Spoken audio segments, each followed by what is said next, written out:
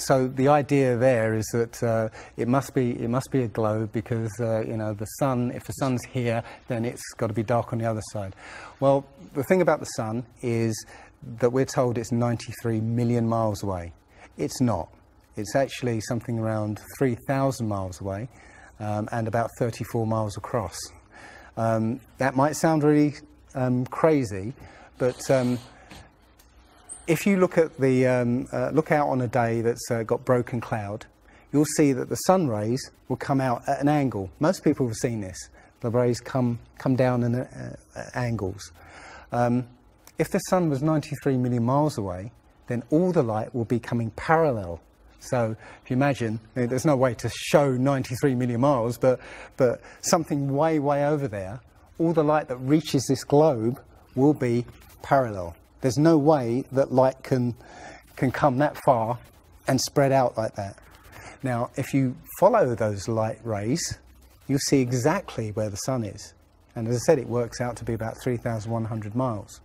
Now, if that's the case, and the sun is circling over this flat plane, yeah, its light range is limited. So it's illuminating the path of the Earth. It's like over at the moment. So, say over Europe, it might, or over South America there, it's over there. Well, Australia's going to be in the dark because the sun isn't going to throw enough light to illuminate Australia.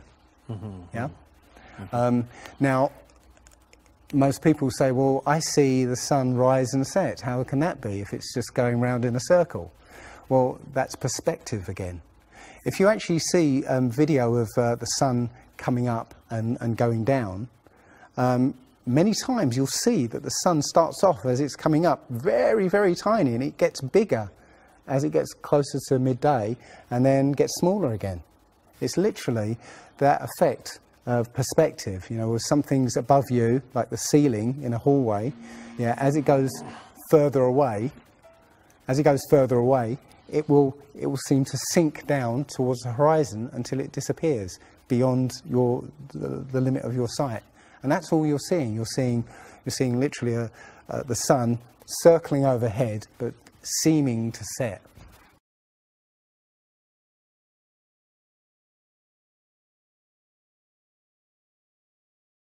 There was a team in California that launched a rocket 75 miles up. And you can find this video on YouTube. It's difficult to watch because the cameras, there were 7 cameras on this rocket, and it was spinning as it went up, so it's very, I say, difficult to watch.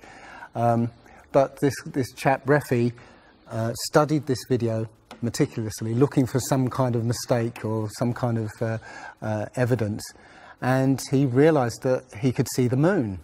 So he went online to a website called timeanddate.com, where it will show you graphically where the moon and sun is at any time on any day. And he did a bit of detective work to find out exactly when the rocket was fired, and found that the moon should have been on the other side of the planet, over Australia. Now, the rocket was 75 miles up and it could see the moon, but anybody down on the ground wouldn't be able to see it. But the point is that if the moon was over Australia, on the other side of it would be on the other side of the planet, which is, okay, there. So down there on the other side of the planet, and the rocket went up here. So there's no way that rocket should have been able to see the moon on the other side of the planet.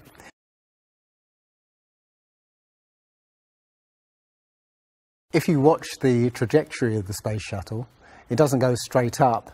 It always goes in a curve and out to sea. The point is that they actually go horizontal. The space shuttle goes horizontal. It never goes any further up. It goes horizontal, very low down in the atmosphere, because it drops its external tank while it's still in the atmosphere.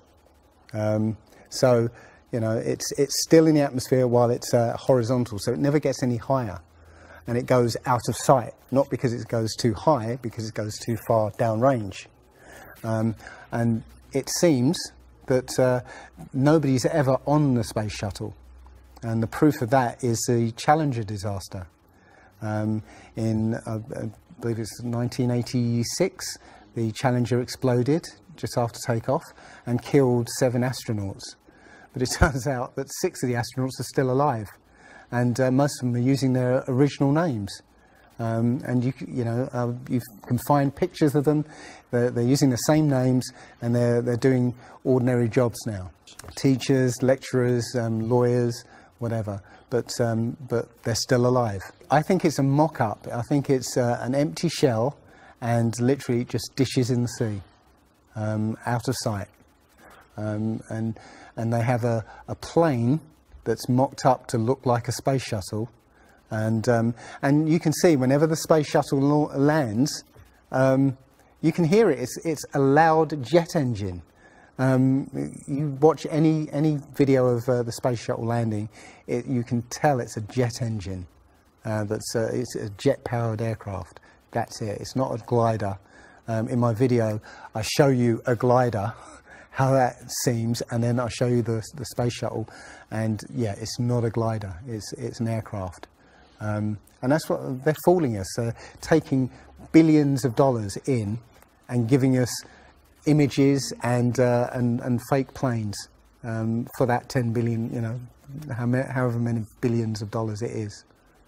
That you've got the external tank and the space shuttle. Yeah, it's like horizontal at this point, and then they drop the tank.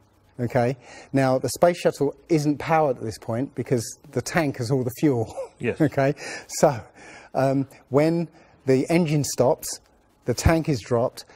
Basically, the space shuttle and tank should follow the same path because neither of them are powered. They should both fall in the same way. Now, because the tank has all the fuel, those pods on the back of the space shuttle aren't fuel tanks. They have a very, very small amount of fuel in there for orbital manoeuvring. But from this point, which again is still in the Earth's atmosphere, because the tank, you know, is falling there, it now has to go from there into orbit. They haven't got the fuel there to insert it into orbit.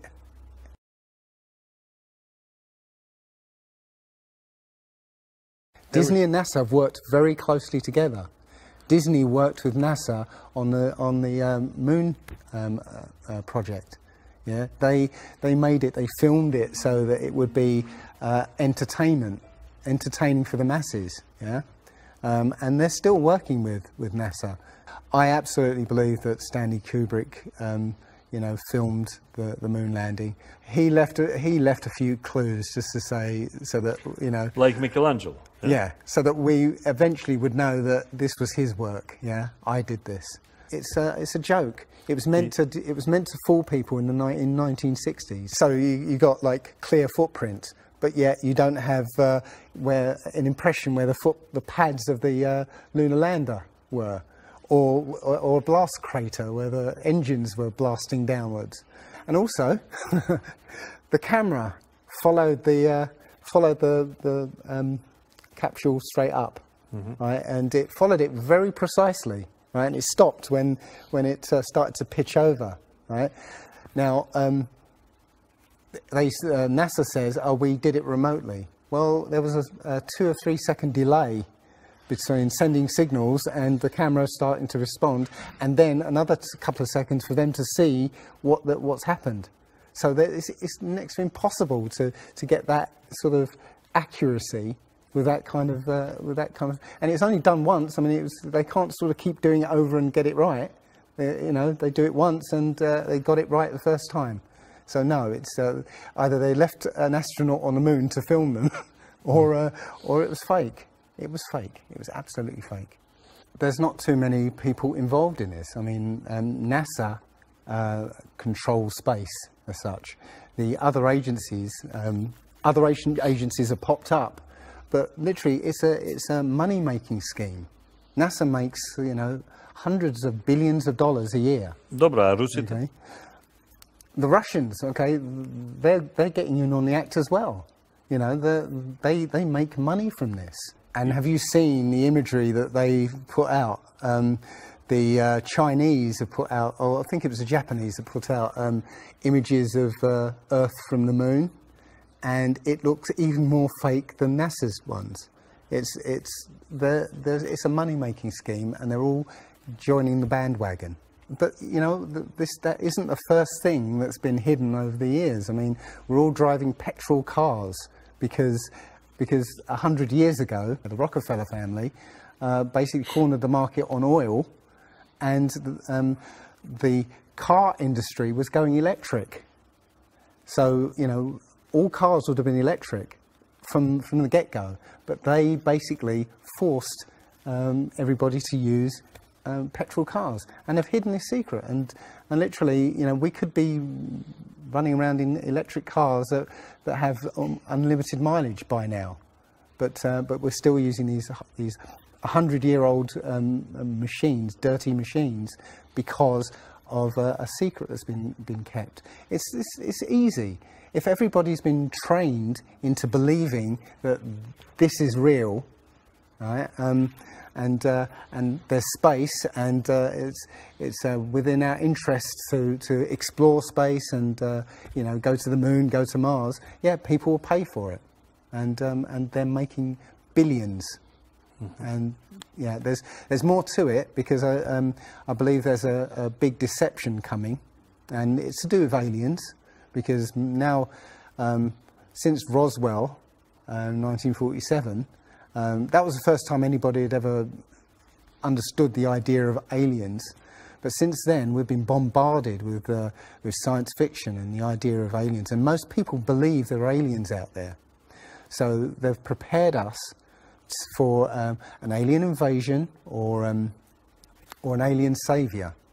And I think the flat Earth came along at the right moment to educate people, to make people believe or understand that we've been lied to. And if you know, as I know in my heart now, that is real and this isn't, I will not be fooled by aliens coming, because there are no aliens. There's no space. Yeah, it's all fantasy by Disney and NASA. Well, the Bible has a very, very clear view of what this place is, and it matches that place more than it matches this. Okay, and what it says is the great deep is under it, just water. It's just deep water, and above the firmament is water. And you know, it says in Genesis that he separated the water below from the water above, and made a space. And then made dry land appear out of the water. So what's under the flat Earth? Well, it's water, and it just goes on. Again, I don't know for sure, because I've not been under there. I don't know what's past the outside of, or the you know, the first few hundred miles of Antarctica. But everything I've seen over the last year and a half tells me that is true and this isn't. And I'm starting to believe and trust my intuition about this.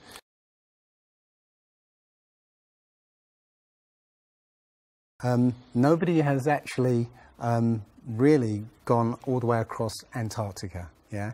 Now, there are millionaires out there who could, you know, assemble the resources to make an expedition and completely, you know, go across and chart Antarctica and make a name for themselves, being the first person to do that. Yeah, but nobody ever does. One thing I was going to say, which is slightly totally off topic, but the topic I really want to go to is that people, ordinary people, have become scientists through this. Okay. You know, the science community is ignoring a lot of the things that we're looking at, and so normal people are going out and doing experiments. And one of the experiments has turned up an amazing fact that we've not been told, and it destroys the whole idea of this heliocentric system, and that is the moon. If you get a piece of card put it on the floor, and sort of you put another piece of card to act as a barrier for the moonlight. So you have the moon above, card on the floor, and a piece of card in front to shield half of the card. Yeah. Now, a lot of people have these laser thermometers. Now, you can actually measure the temperature of the moonlight next to the temperature of the shade of the moonlight, and you'll find the moonlight is colder than the shade, the opposite from the sun. So the moon is throwing out its own light, and that light is the opposite from the sun. Now, that tells you that it's not reflecting the sun's light. It's producing its own, and its light is different from the sun's. So, you know, the scientific community have not told us this, yeah, because they won't tell us this, because it destroys this idea that the sun is, you know, is lighting up the moon.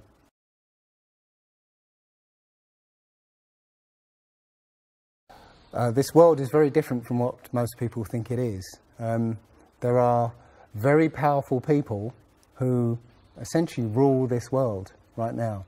And the ordinary person is a slave in this world. And slaves aren't educated. You know, they're taught what they need to, or, you know, they need to know. That's it. They're not taught truth. They're taught what they need to know. And so you're taught enough so that you can, you know, do the paperwork and operate the machinery, but you're not meant to know what's really going on, because that's the power they have over us. They know what's going on, you know, how this world works. We don't, so they can control us. One of the things about slavery is the slaves weren't freed. They were never freed.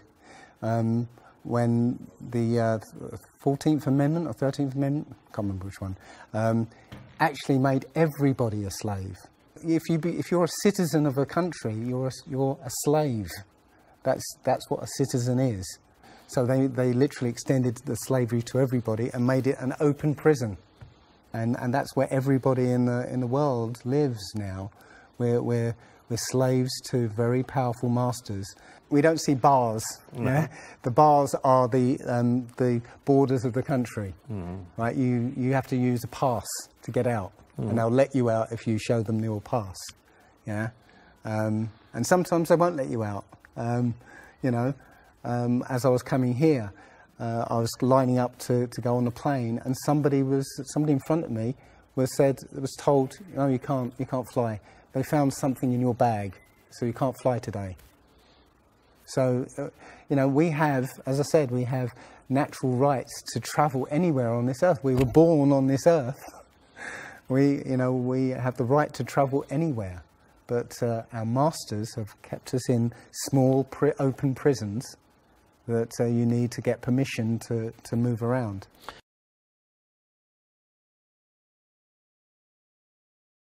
This idea that, you know, billions of years ago, nothing exploded and then everything came out of that nothingness, ridiculous.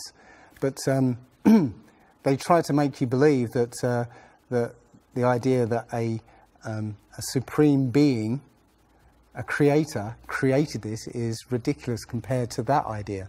I mean, you know, if you look at it objectively, you know, I would lean towards a creator, because you know, there's so much that points to you know, the fingerprint of a creator. But it's no less ridiculous than nothing exploding and becoming something.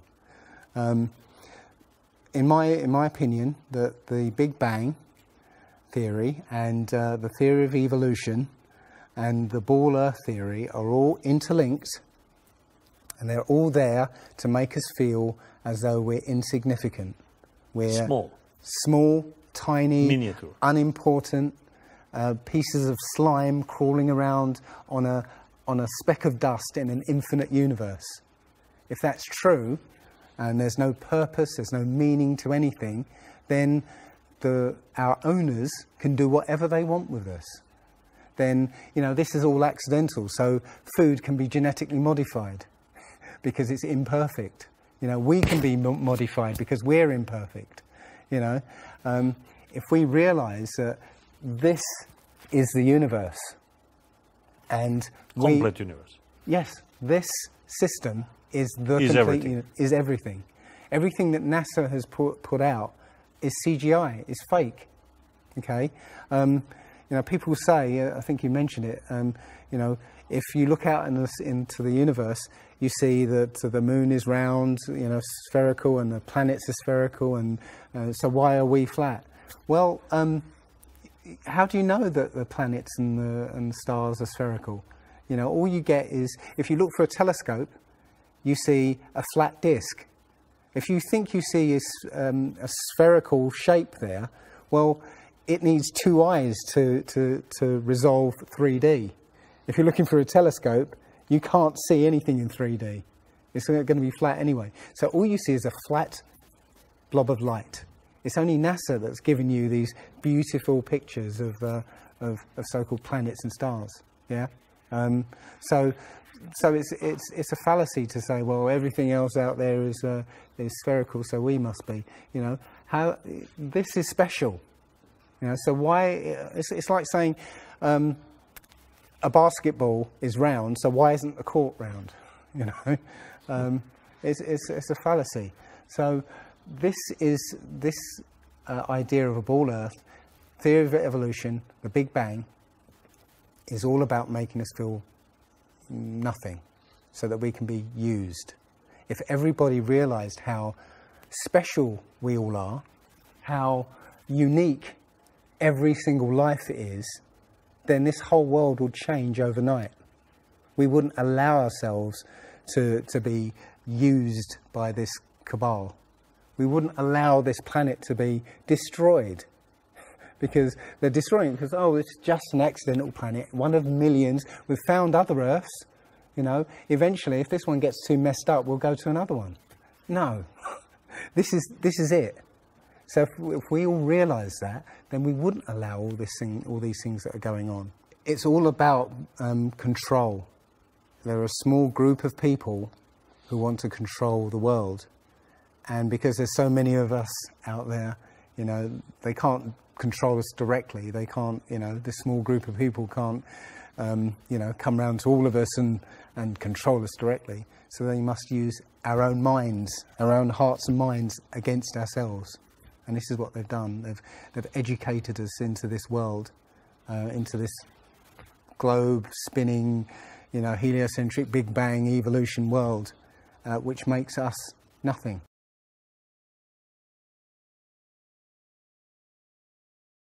This is amazing, because when I first started looking, it was about 1.5 years ago, I looked on YouTube and there were maybe about 100 videos, not even that probably, and nobody was talking about it, right? And then over 2015, it exploded. There are thousands and thousands and thousands of people looking at Flat Earth now. And what happens is that you'll watch something or read something, and something will strike a chord in your mind, and you'll think, yeah, I've always wondered that. And what will happen is you will start feverishly researching. I mean, what happened to me was, as soon as I got that, I spent every waking hour looking for things and testing things, and this seems to be replicated with thousands of people around the world who suddenly come into this. They start, you know, researching and getting a passion for this, because this is what I think, it's the truth, and we recognise the truth when we hear it, and you know, we feel it, and this I believe has come at the exact right time, so that we awaken to what's going on in the world. Nothing else, you know, 9/11 even hasn't awoken people, right, to this extent.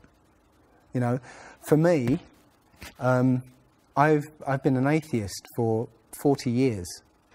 From the age of 13, you know, I didn't want anything to do with God and Bibles and whatever and religions.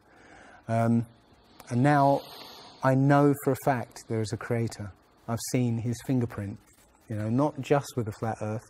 Everything I've done in the last 5 or 10 years has led me to see that there is a creator now. And there's a great many people out there who have had exactly the same revelation as I have. And it is. I'm now following the commandments and trying to be the best human being that I can be, because I think it was a guy called Kent Hovind who said there are only 2 possibilities. Either there is a God or there isn't. And both of them are terrifying. Yeah. If there isn't a God, then nobody's in control. We're hurtling through space and there's no plan and there's no nothing, and you know, that's terrifying. If there is a God, then we'd better find out who he is and what he wants and do exactly what he says. And it turns out that he gave us very specific instructions on how to live. And they're not rules as in, you know, laws that you must follow because you know, or put you in prison if you don't. No, these are rules to live by, to make a harmonious world. You know, don't harm anyone, don't kill anybody, don't steal from people. You know, don't covet people's items. You know, don't lie. Don't lie. I mean, these things are written in our hearts anyway. Yeah, but we're in a society that that legalizes all of the 10 commandments. You know, the policemen and soldiers can kill. They're allowed to kill. Yeah, you know. Politicians can lie. They can lie. They're lying all the time. They're lying all the time. Police have been told that they are allowed to lie to try and get to catch somebody. Yeah, they're allowed to lie. Everything in the 10 Commandments is legalized in this society. That tells you who runs this society. Yeah. So yeah, this is a profound movement. I don't like using the word movement, but it's a profound shift in consciousness for people, because unlike any other topic that's come out in the last few years, this one has made people realise that they've been lied to. All that meat and no potatoes, all that food to the alligators. Now all be steady.